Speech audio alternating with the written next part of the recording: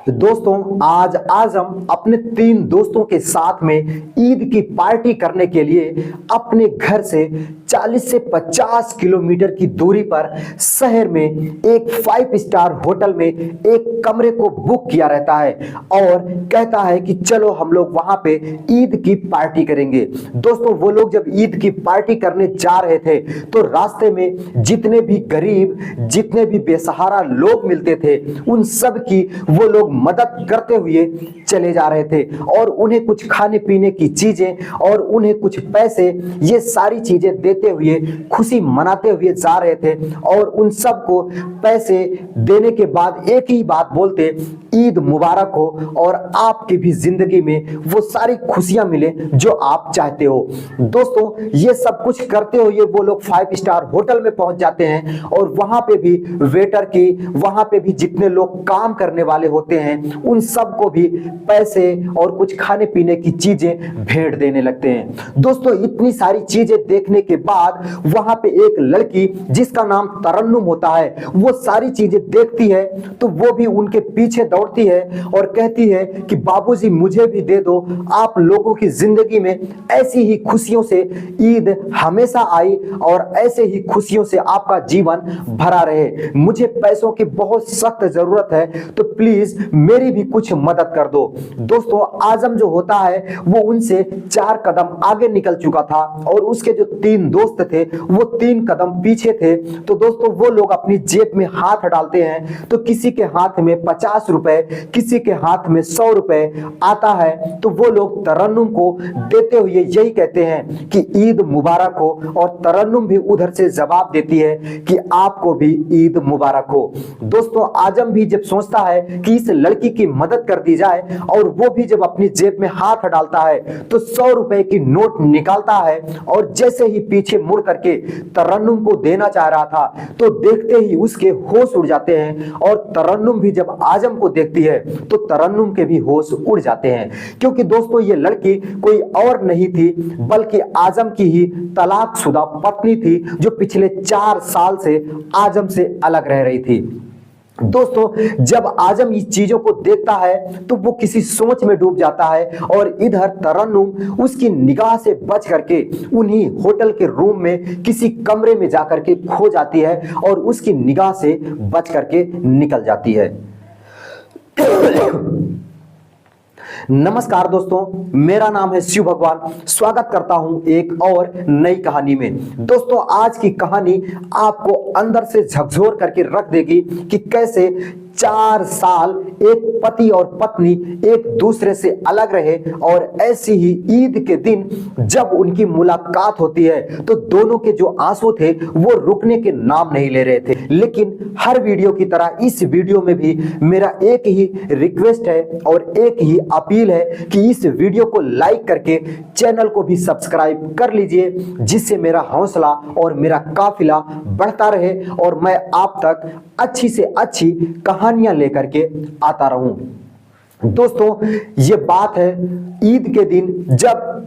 आजम जो होता है अपने 3 दोस्तों को भी आमंत्रित करता है और कहता है कि यार ईद के दिन हम एक रूम बुक किए हैं 5 स्टार होटल में, तो सारे लोग चल करके वहीं पे ईद की खुशियां मनाएंगे। दोस्तों उसके जो 3 दोस्त थे वो भी और आजम भी ईद के दिन चारों लोग निकल पड़ते हैं घर से शहर की तरफ उस होटल में। दोस्तों हालांकि वो लोग रास्ते में एक दोस्त के घर सारे लोग अपनी अपनी गाड़ी को खड़ी कर देते हैं और फिर एक ही गाड़ी में तीनों दोस्त और आजम बैठ करके जाने लगते हैं। दोस्तों ये तीनों और आजम एक ही ऑफिस में नौकरी कर रहे थे और इन चारों की अच्छी खासी सैलरी भी थी, इसलिए ये लोग रास्ते में जितने भी गरीब, जितने भी बेसहारा लोग मिलते थे उन सब की मदद करते हुए ईद की खुशियां बांटते हुए होटल में पार्टी करने के लिए जा रहे थे। दोस्तों वो लोग जैसे ही होटल के गेट पे पहुंचते हैं तो वहां का जो गेट कीपर होता है है उसको भी कुछ पैसे और खाने पीने की चीजें दे करके ईद की मुबारकबाद देते हैं। दोस्तों वो उनको भी ईद की मुबारकबाद देता है और जो कुछ भी वो पाता है उसे ले लेता है। दोस्तों वो लोग होटल के अंदर जब प्रवेश करते हैं और अपने कमरे की तरफ जा ही रहे होते हैं कि रास्ते में जितने भी वेटर, जितने भी काम करने वाले लोग उस होटल में गरीब दिखाई देते थे, वो उन सबको कुछ ना कुछ दे करके उनकी मदद कर रहे थे और ईद की मुबारकबाद दे रहे थे। दोस्तों ऐसे में एक जो लड़की होती है जिसका नाम तरन्नुम था, उसी होटल में साफ सफाई का काम करती थी, उसी होटल में झाड़ू पोछा का काम किया करती थी। दोस्तों उसने जब देखा कि कुछ लोग होटल में आए हुए हैं और ईद की मुबारकबाद में वो लोग कुछ पैसे और खाने पीने की चीजें दे रहे हैं, तो वह भी उनके पीछे दौड़ती है और कहने लगती है कि बाबूजी मुझे भी पैसे की बहुत ही जरूरत है, तो प्लीज मुझे भी कुछ पैसे दे दो जिससे मेरा परिवार का जो खर्चा है, मेरे परिवार का जो काम है वो आगे निकल जाएगा।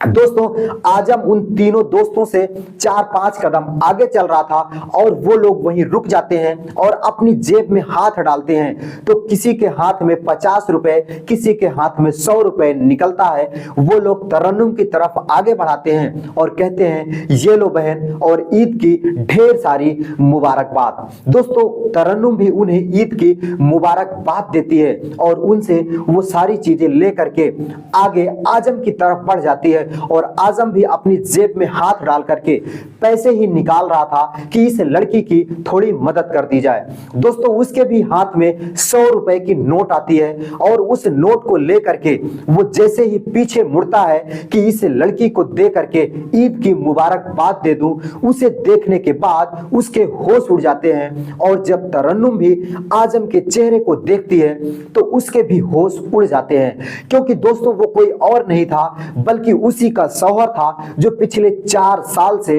इसको तलाक दे करके अलग रह रहा था। दोस्तों आजम भी जब उस लड़की को देखता है तो वो भी दंग रह जाता है, क्योंकि ये लड़की कोई और नहीं थी बल्कि इसी की पत्नी थी जो पिछले 4 साल से ये इसको छोड़ रखा था। दोस्तों एक दूसरे को देखने के बाद वो जो तरन्नुम थी वो उसकी निगाहों से बच करके उन्हीं होटल के कई सारे कमरे में और किस कमरे में जाकर के खो जाती है कि पता भी नहीं चलता। और उसके तीनों दोस्त आजम के ऊपर कमेंट पास करते हैं और कहते हैं कि भाई किस ख्याल में डूब गया, अरे वो लड़की को मदद करने के लिए तूने पैसे निकाले थे और वो लड़की तो चली भी गई और तूने अभी उस पैसे को दिया भी नहीं। आजम भी जब अपने ख्याल से बाहर आता है तो कहता है कि अरे यार कुछ नहीं, बस थोड़ा सा सोचने लगा था, और उस पैसे को अपनी जेब के अंदर रखता है और उन लोगों से छिपाता है कि कैसे वो नहीं बताता कि उसकी ही पत्नी है जिसको वो पैसे देने जा रहा था। और वो अपने होटल के कमरे की तरफ आगे बढ़ जाता है और अपने कमरे में जाकर के वो लोग पार्टी का एंजॉय करने लगते हैं। दोस्तों जैसे ही वो लोग पार्टी का एंजॉय करने लगते हैं तो उनके पास वो जो अंग्रेजी की जो शराब होती है वो लोग 4 बॉटल का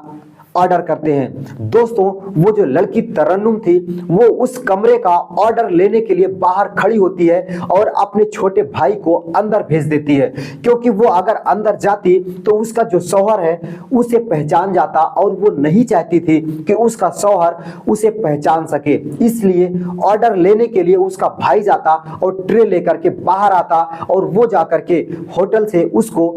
ला करके गेट तक दे देती और वो ले जाकर के अंदर उन लोगों को सर्व कर देता। दोस्तों जैसे ही वो लोग अंग्रेजी की जो शराब होती है उसकी बोतल का ऑर्डर करते हैं तो वो लड़की जाती है, तरन्नुम जाती है और ला करके अपने भाई को देती है और उसका भाई ले जा करके उनको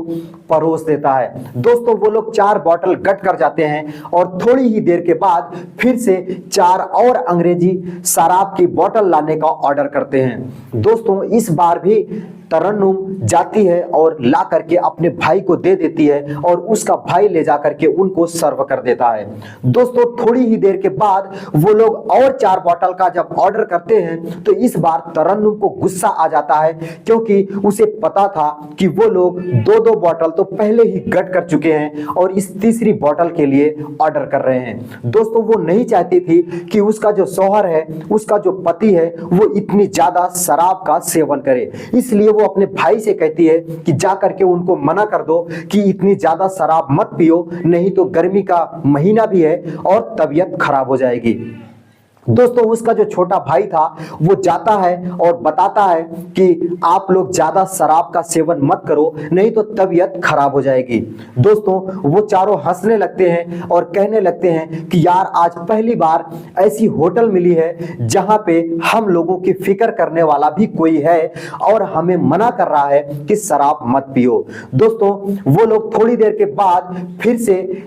ऑर्डर के लिए कॉल करते हैं और कहते हैं कि नहीं, मुझे 4 और बॉटल चाहिए ही चाहिए, जा करके तुम ला दो। दोस्तों इस बार जो तरन्नुम होती है उसके गुस्से का ठिकाना नहीं रहता और वो आग बबूला हो जाती है, क्योंकि उसका शौहर भी उसी कमरे के अंदर था। तो वो गेट खोल करके अंदर आ जाती है और जोर जोर से चिल्लाने लगती है कि आप लोगों के समझ में नहीं आ रहा है, मैं कितनी बार मना कर चुकी हूं कि अब आप लोगों को शराब नहीं पीना है, नहीं तो तबीयत खराब हो जाएगी। और इन 4 सालों में तुम कितने बिगड़ गए हो और अपने दोस्तों के साथ शराब तक भी पीने लगे हो, और इतना ज्यादा कि 2 बॉटल तो पहले भी गट कर चुके हो और तीसरे के लिए भी जिद कर रहे हो। दोस्तों इतना जब वो चिल्लाती है तो उसके जो तीनों दोस्त थे वो बिल्कुल शांत हो जाते हैं और आजम भी बस उस बातों को सुन रहा था और उसके चेहरे में खो जाता है। दोस्तों उसके तीनों दोस्त जो थे वो पूछने लगते हैं, भला इसमें आपको क्या तकलीफ है, हम लोग अपने पैसे से पी रहे हैं और हम लोग पी रहे हैं। तो वो लड़की कहती है कि तकलीफ क्यों ना हो, क्योंकि इन्हीं में से तो मेरा एक शौहर है वो भी तो पी रहा है।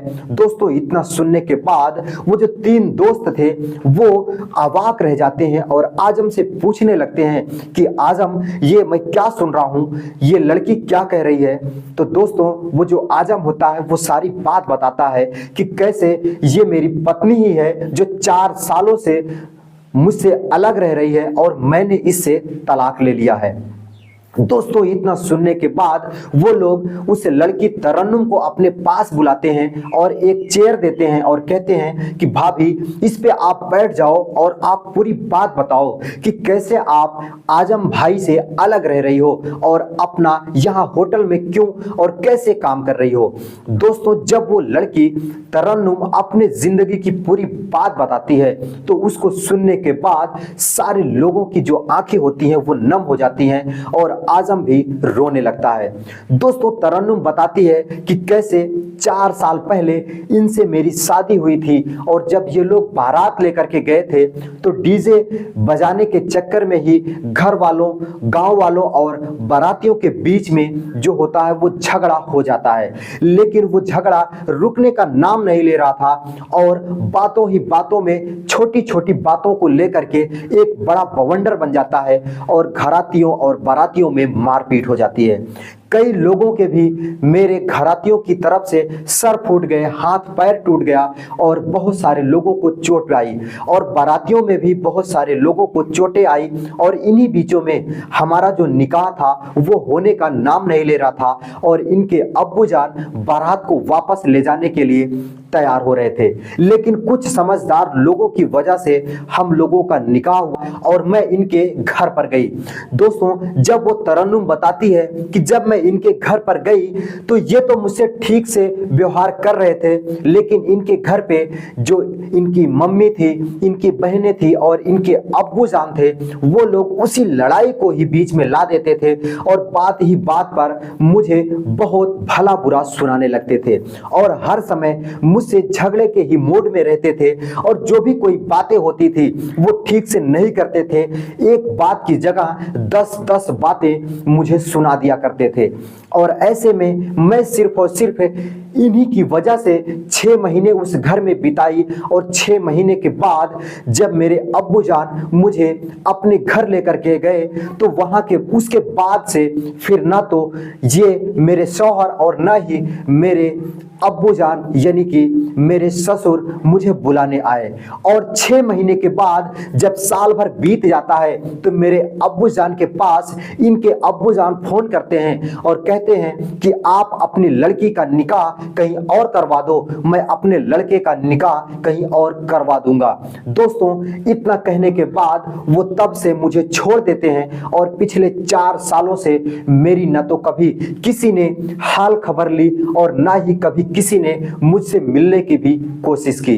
दोस्तों जब ये बातें बताती है तरन्नुम तो उन तीनों दोस्तों की आंखों में आंसू आ जाते हैं और आजम भी रोने लगता है। दोस्तों उनके तीनों दोस्त आजम को ही आरोपी मानते हैं और आजम को भला बुरा कहने लगते हैं और कहने लगते हैं कि यार भाई भला बता इसमें भाभी की क्या गलती है और भाभी ने इसमें क्या दोष किया है जो तू इसे छोड़ दिया है और पिछले 4 सालों से इनकी जिंदगी से अलग रह रहा है और ये इतनी परेशानियों का सामना कर रही हैं। दोस्तों आजम भी उसके पास भी इन बातों का कोई जवाब नहीं होता है और वो कुछ भी नहीं बोलता और वो कहता है कि और बताओ अब तुम्हारी जिंदगी कैसी चल रही है और तुम्हें इस होटल में काम करने की क्यों जरूरत पड़ गई। तो वो लड़की जो होती है तरन्नुम ये भी सारी बात बताती है जिसे सुनने के बाद तो आजम फूट फूट कर रोने लगता है और कहने लगता है कि आज के बाद तुझे इन सारी चीजों से मैं मुक्ति दिलाऊंगा। दोस्तों वो लड़की बताती है कि जब आपके अब्बू जान ने मेरे अब्बू को ये बातें बताए कि आप अपनी लड़की का निकाह कहीं और कर दो तब से वो लगातार इसी सोच में डूब जाते हैं कि अब मैं अपनी लड़की का निकाह कैसे करूंगा, क्योंकि उनके पास इतना पैसा ही नहीं था कि वो दोबारा से मेरी शादी कहीं और करवा सके। दोस्तों वो इसी सोच में हमेशा डूबे रहते थे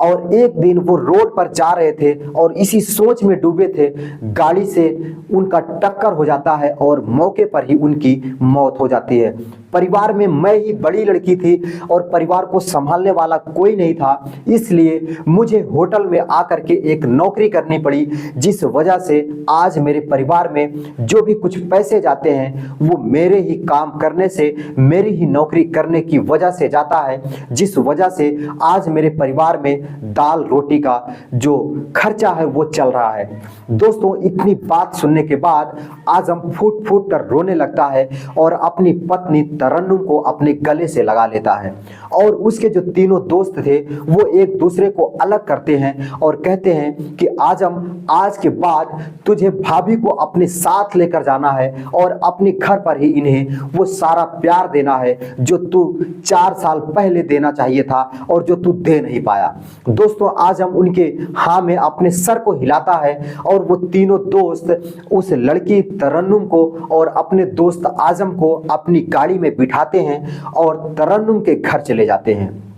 दोस्तों जब वो लोग तरन्नुम के घर जाते हैं तो वहां पे तो खुशियों का माहौल छा जाता है। उसकी अम्मी जान और उसकी दादी, उसकी बहनें, सारे लोग जब दामाद को घर में देखते हैं तो सारे लोग उनका खातिर व्यवहार करते हैं और ईद का दिन ही था तो सारे लोग सेवैयां, सारे लोग बहुत सारे पकवान ला करके उनको देते हैं और सारे लोग उन लोगों का जो सम्मान होता है, मान सम्मान अच्छे से करते हैं और कहते हैं कि 4 साल के बाद आज दामाद जी हमारे घर पर आए हैं तो इनका किसी भी तरीके से कोई सम्मान में कमी नहीं होनी चाहिए, खातिर व्यवहार में कोई कमी नहीं होनी चाहिए। दोस्तों वो लोग खाते हैं पीते हैं और फिर कहते हैं कि अब मैं तरन्नुम को अपने घर ले जाने के लिए आया हूं। तो तरन्नुम मना कर देती है और कहती है कि नहीं, अगर मैं चली जाऊंगी तो मेरे घर को देखने वाला कोई नहीं होगा, तो मेरे घर का जो खर्चा है वो कैसे चलेगा,